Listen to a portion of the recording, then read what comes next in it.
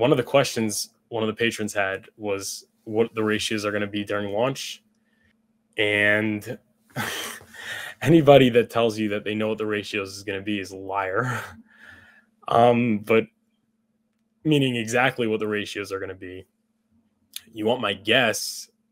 Probably PHEX is going to be worth the most, right? It's not going to have the most gains, perhaps, because of diminishing returns, especially against literally two cryptos that just came out. So it's going to be worth the most, though. You're not going to get 1-for-1 like Pulse to PHEX or EHEX. That's insane. Especially EHEX is priced in cents already. It's not even fractions of a cent.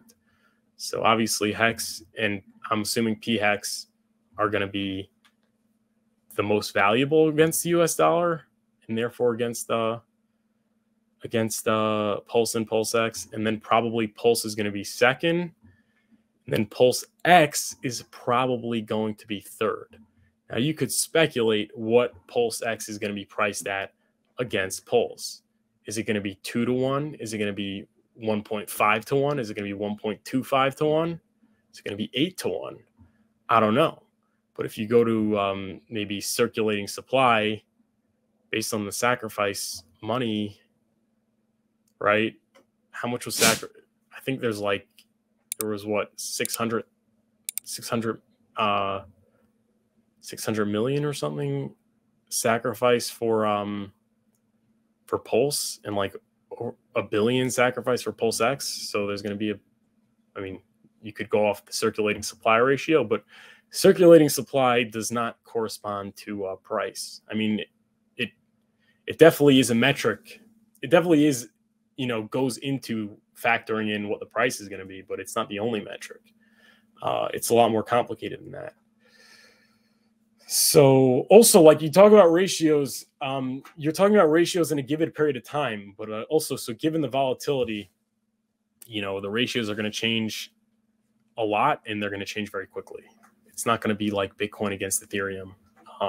That's another thing to consider, because given how thin the liquidity is probably going to be, the ratios are probably going to be changing very rapidly. So if you're trying to ratio trade during the Pulsechain launch, you are riding the bull. You are riding the tiger, bro. And usually it doesn't end well, but maybe it will. I mean, you could walk out a tremendous, tremendous winner, but you could also walk out a tremendous, tremendous loser. And factoring in like emotions and how people tend to get really, really scared when they lose money, and people tend to get really, really arrogant. And so people tend to sell when they lose money because they get really, really arrogant. When they get really, really scared and they think it's going to drop more, and they sell, and then they get left behind.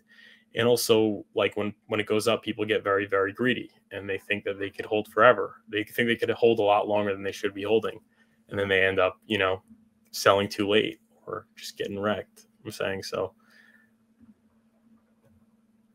So you could say, oh yeah, but just buy it low and sell it high. Not that simple, because like sometimes you get scared, but you think, oh yeah, it's going down, so now's not the time to do it, and then it goes down another 50%, and then like you're getting really scared. Then you're thinking it's gonna go down another 50, and you'll just buy back later or whatever. It just doesn't work. It never works. Honestly, I don't like that people think that they're gonna ratio trade and walk out on top. Probably not gonna. I think the people that should be ratio trading are the people that actually have the buying power to actually move markets. I think that could be, but even that's risky. But I guess it makes more sense because at least there's something you could control. But like someone who's not a whale and has no buying power, you're playing a dangerous game. But yeah, I think that's a good answer.